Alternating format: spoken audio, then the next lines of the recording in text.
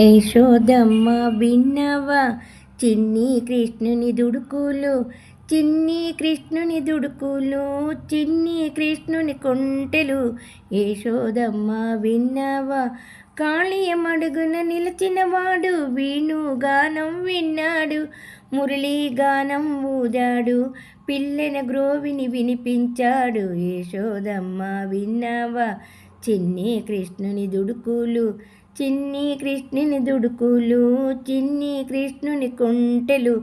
యశోదమ్మ విన్నావా గోపికలందరూ జలకమలాడగ చీరలు ఎత్తుక వచ్చాడు, పొన్న చెట్టు ఎక్కాడు, పొన్న చెట్టున దాచాడు.